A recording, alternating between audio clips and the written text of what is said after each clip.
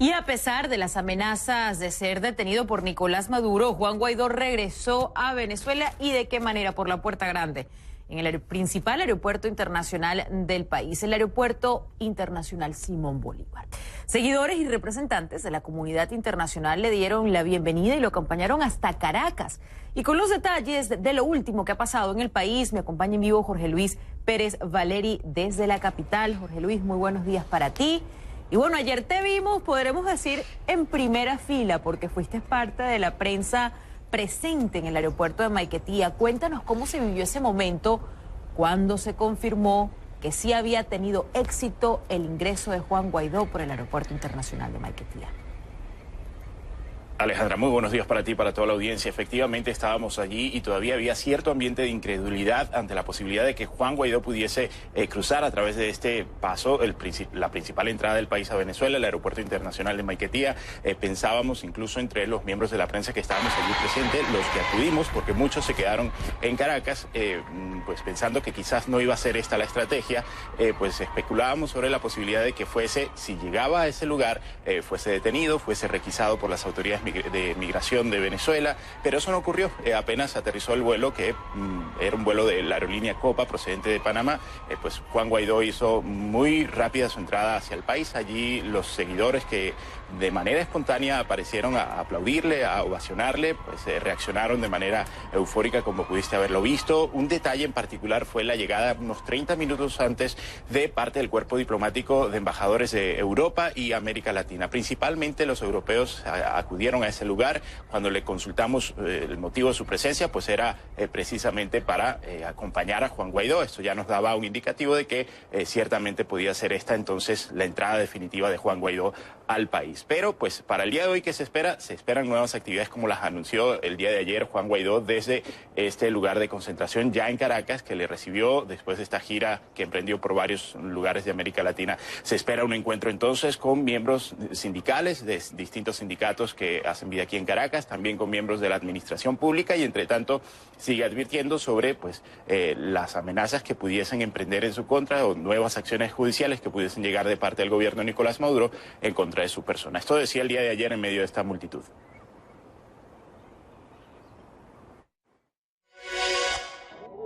Y atención, señores de las Fuerzas Armadas.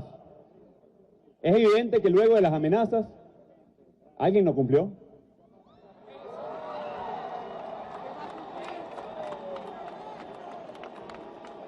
Muchos no cumplieron.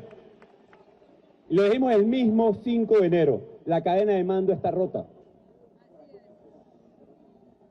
Porque el comandante en jefe de las Fuerzas Armadas deriva del voto popular. Y quien usurpa funciones, por más que se quiera disfrazar con una banda porque estamos en carnavales, no es el presidente. Aquí está el presidente encargado de la República de Venezuela.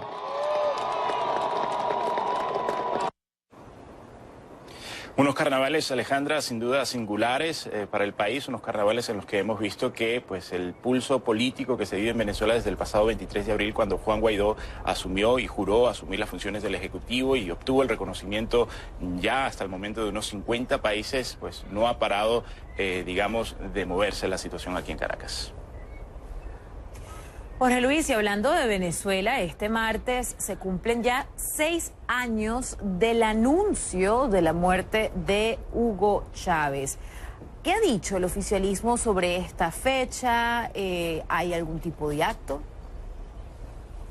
Sí, hay una comunicación oficial de la Agencia Venezolana de Noticias. Es una agencia del Estado que difunde la información estatal o del gobierno de Nicolás Maduro e informaba que pues se van a estar realizando acciones culturales, deportivas, musicales desde el cuartel de la montaña. El cuartel de la montaña es el lugar donde está, digamos, enterrados los restos de Hugo Chávez. Está en el oeste de Caracas. Es un monumento simbólico sobre todo para el chavismo porque fue, digamos, uno de los lugares desde donde Hugo Chávez en 1992 emprendió sus acciones golpistas en contra el gobierno de Carlos Andrés Pérez. Se espera entonces movimiento por esa parte, pero Alejandra, el chavismo ha estado, digamos, durante estos días muy concentrados en lo que es la celebración de los carnavales. De hecho, recordarás que fueron adelantados desde la semana pasada, desde el jueves. Nicolás Maduro ordenó iniciar la celebración de los carnavales, y lo que hemos visto en la televisión estatal o la televisión del gobierno de Nicolás Maduro ha sido pues anuncios en los que se celebran estas dos fechas, este lunes y martes de carnaval, y todavía ninguna reacción contundente de cara a lo que ha sido el retorno de Juan Guaidó al país, tomando en cuenta, Alejandra, además, que existe de parte del Tribunal Supremo de Justicia una medida que le prohibía salir del país, pero salió y volvió. De esto vamos a estar hablando con nuestro próximo invitado, Jorge Luis. Vamos a seguir analizando lo que ocurrió ayer y la ausencia de anuncios por parte de Nicolás Maduro después del retorno de Juan Guaidó a Venezuela. Gracias por acompañarnos hoy, Jorge Luis Pérez Valeri, en vivo desde Caracas. Y nuestro próximo invitado ya se encuentra en nuestros estudios. Es el señor Antonio Rivero, general en retiro del Ejército de Venezuela y quien forma parte del Partido Voluntad Popular, organización en la que milita Juan Guaidó, al igual que Leopoldo López, y es importantísimo también destacar que es exiliado político aquí en Estados Unidos. ¿No es así, señor Rivero? Gracias, sí. Buenos días a todos y gracias por la oportunidad. Lo vimos en estos momentos en el video. Habló Juan Guaidó en la Plaza Sadel, en Las Mercedes, sobre las amenazas que tenía en su contra, y lo desafió sin lugar a dudas, porque llegó de la manera más enfática y más clara y abierta que puede existir en el país, que fue mediante el Aeropuerto Internacional de Maiquetía y no en la frontera como algunas personas pensaban. Sin embargo, no ocurrió lo que tal vez muchas personas pensaban, lo que dijo Diosdado Cabello en televisión nacional, lo que dijo Nicolás Maduro, lo que dijo el Tribunal Supremo de Justicia. No fue arrestado. ¿Por qué? Bien, mira, ustedes lo señalaron adecuadamente, un desafío, venció un desafío al pasar este obstáculo, estas amenazas en las cuales se encontraba. Y podemos sacar la conclusión de tu pregunta, o la respuesta de tu pregunta, basado en lo que dijo precisamente el canciller, entre comillas, Arriaza, sobre la injerencia que pudo haber tenido Estados Unidos, o que sigue teniendo para ello Estados Unidos y la Unión Europea. Y vimos claramente cómo en esa recepción en el aeropuerto estuvieron 6 embajadores de la Unión Europea, y los señalamientos que abiertamente hizo el gobierno de Estados Unidos en relación a esa llegada de Juan Guaidó, que llega como debió haber llegado como un presidente al Aeropuerto Internacional de Maiquetía, y no como un delincuente clandestino a través de un punto fronterizo de otra manera. Entonces, esto representaba, por supuesto, un desafío, y creo que se unieron factores importantes. El gobierno, el régimen de Nicolás Maduro cayó ayer en la debilidad que tiene, 1, ante el factor internacional, y 2, ante el factor población venezolana, que abrumadamente se presentó en La Guaira para poder corresponder y darle esa seguridad a Juan Guaidó a su llegada a Venezuela. Es importantísimo destacar que una fuente militar de Venezuela le dijo a CNN, y esto lo presentamos ayer en Conclusiones, que la orden era dejarlo pasar.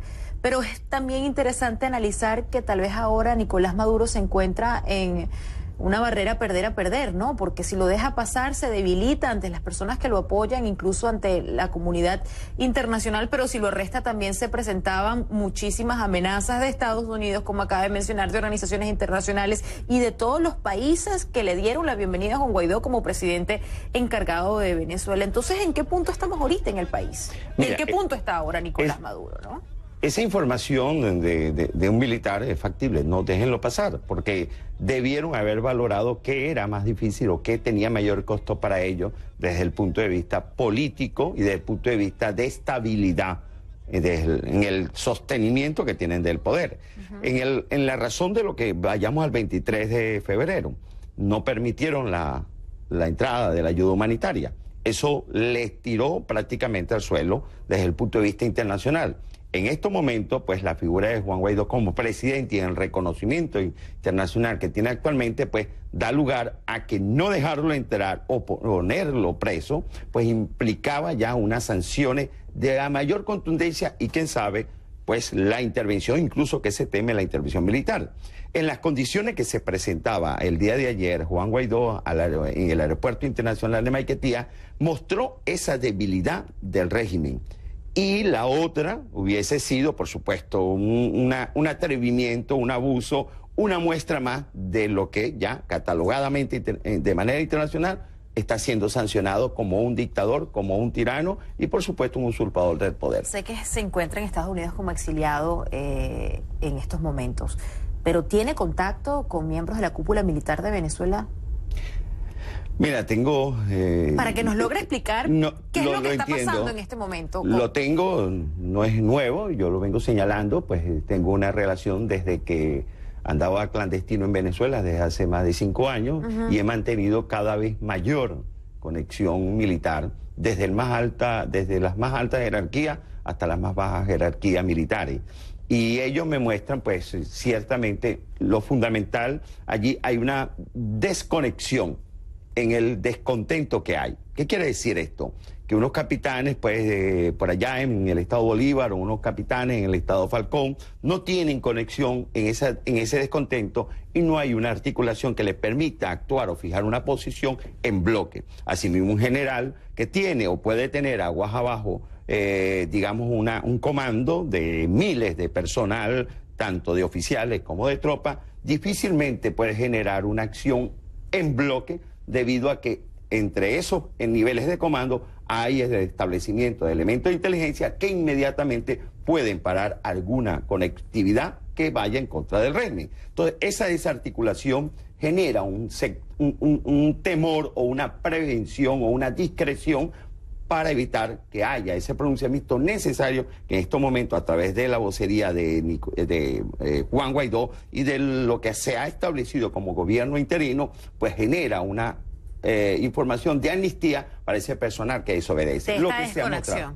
Exacto. Y lo que se ha dado mayor muestra que no es positivo, y lo señalo aquí, el llamado ya en este momento de parte del presidente Juan Guaidó y de autoridades, es que no haya mayor, digamos así, salida de personal militar profesional hacia de fuera de las fronteras, como el caso de que sucedió el 23, porque esto genera un vacío interno necesario para sostener el poder de las armas, que es el que se requiere para terminar de romper el eslabón del sostenimiento de esta usurpación. Se me acaba el tiempo, pero quería solamente saber si cree que lo que pasó ayer en el aeropuerto Maiquetía y lo que hemos visto ahora de Juan Guaidó, tal vez es ese eslabón perdido para lograr la unión del mando militar, de apoyar a Juan Guaidó. Esto genera una motivación poblacional a nivel civil y a nivel militar, pero necesario es organizar, preparar y tratar de buscar cómo articular precisamente esa distensión que hay entre unos sectores jerárquicos, aguas arriba y aguas abajo, para lograr que en bloque se pueda dar el rompimiento definitivo, bien por la vía pacífica, que es la más deseable, o bien desde un punto de vista que pueda confrontar en un momento determinado, sobre todo a los elementos contrarios de amenaza, tanto terroristas, que no solamente son para Venezuela, sino para la región y para Estados Unidos, como también el narcotráfico, la subversión, los colectivos y los delincuentes que ya se hacen del régimen o que ha hecho el régimen para poder ir en contra de la población que disiente sobre el régimen. Señor Rivero, muchísimas gracias por acompañarnos hoy en el programa y bueno, invitado cuando quiera. Estamos a la orden. Bueno, hacemos ahora una breve pausa aquí en Café CNN. Este martes amanece Juan Guaidó de vuelta en suelo venezolano y después de desafiar a Nicolás Maduro con su regreso tras las amenazas de que iba a ser detenido al pisar el país. Pero después de esto, muchos se preguntan cuáles van a ser los próximos pasos. Jorge Luis Pérez Valeri se encuentra con nosotros en vivo desde Caracas con más información y ayer lo veíamos de primera fila tras la llegada de Guaidó al aeropuerto internacional de Maiquetía. Cuéntanos, Jorge Luis, cómo se vive este martes de carnaval, que es muy distinto a otros que hemos visto en los últimos años en Venezuela.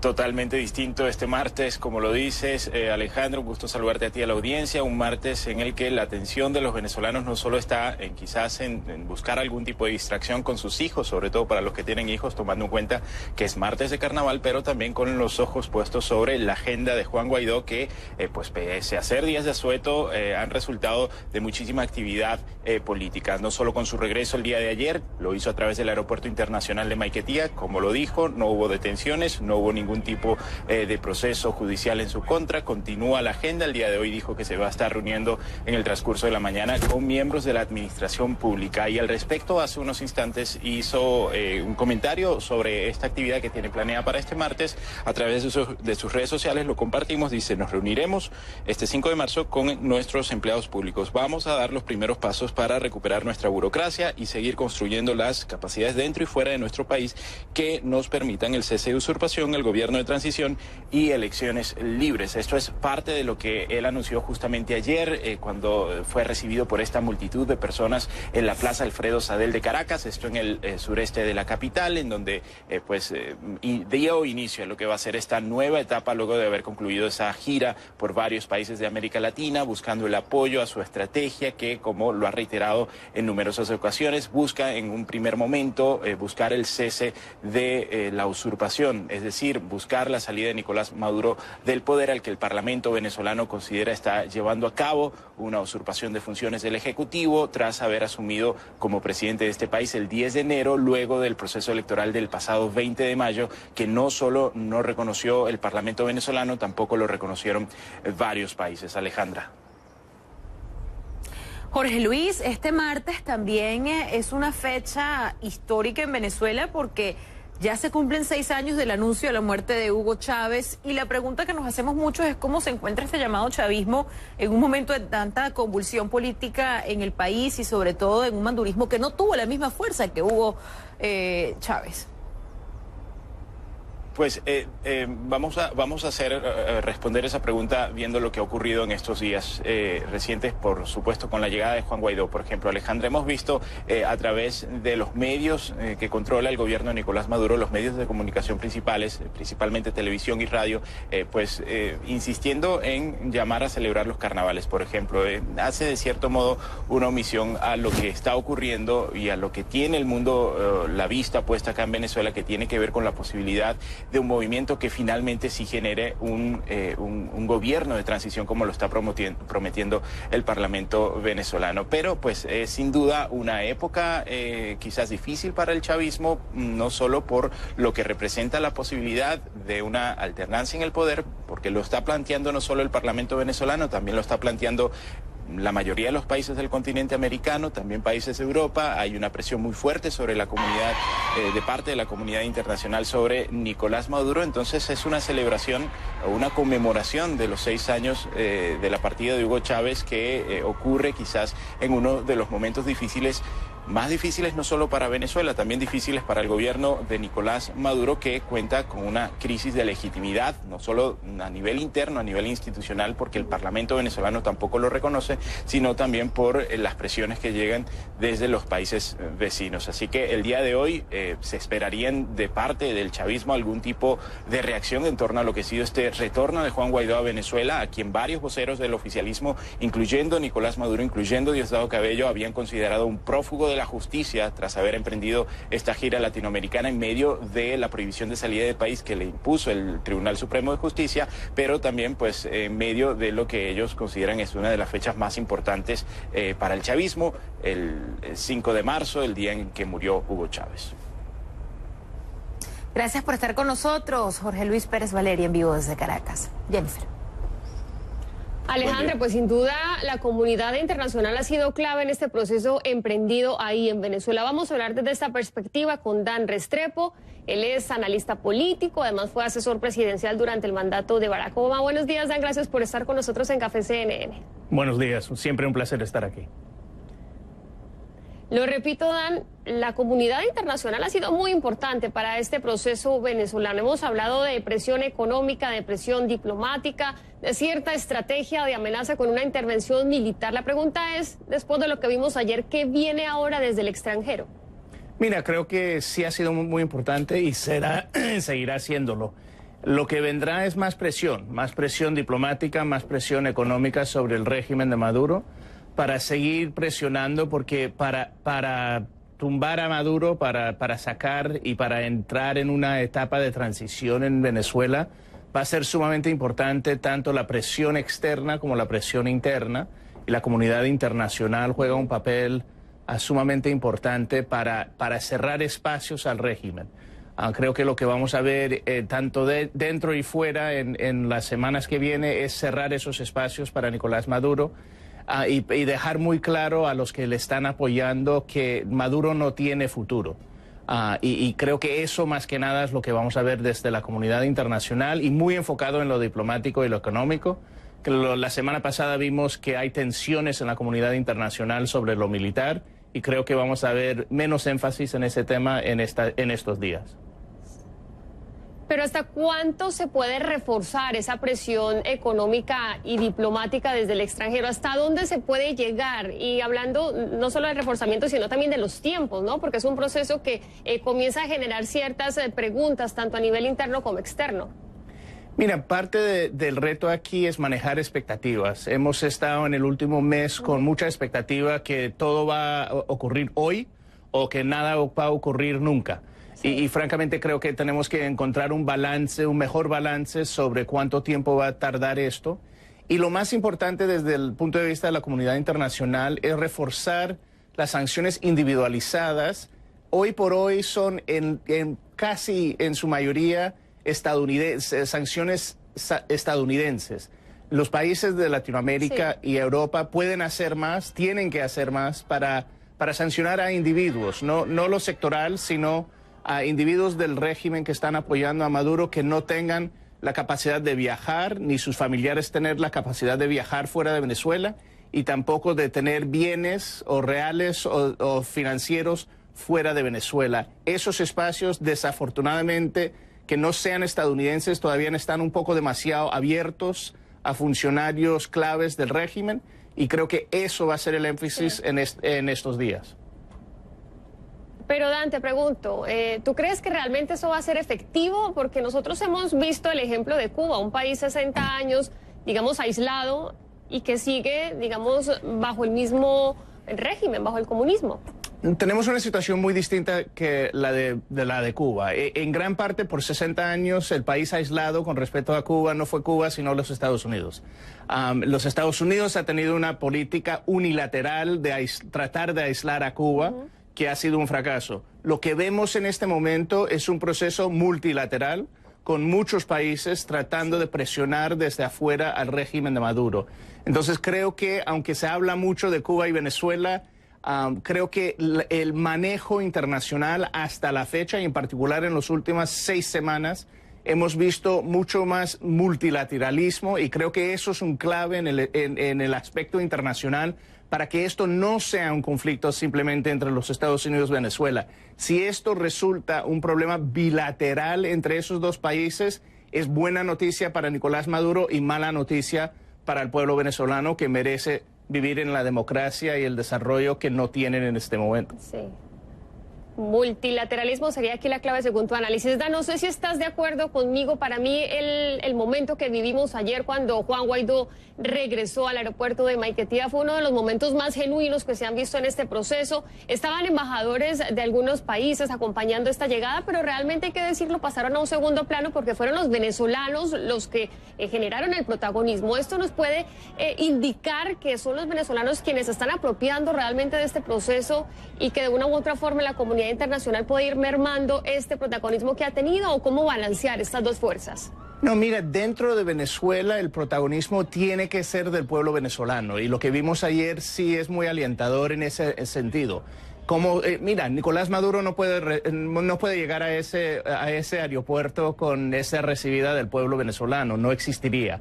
Entonces creo que esto es la capacidad de Guaidó de volver a Venezuela, de enfrentarse con el desafío del régimen, de decir que le iban a capturar, francamente de comerle espacios a Nicolás Maduro. Creo que lo que vamos a ver en estos días por parte de Guaidó y por parte de la población venezolana es ir comiendo más espacio que el régimen está tratando de ocupar. Entonces, esa combinación, lo de adentro, el protagonismo del pueblo venezolano, lo de afuera, el apoyo de la comunidad internacional, es lo clave. Mira, esto no va a ser fácil, pero estamos más cerca del cambio en Venezuela que hemos estado en muchísimos años, y tiene que ser ese balance de protagonismo venezolano sobre el terreno venezolano y protagonismo de la comunidad internacional de seguir cerrándole espacios a Nicolás Maduro y su entorno más cercano, que es lo único que le está manteniendo en el poder en este momento. Definitivamente estamos siendo testigos de una situación que no habíamos vivido en la historia, o al menos en esta región, y vamos a ver entonces qué pasa. Gracias, Dan Restrepo, por ese análisis desde Washington. Gracias.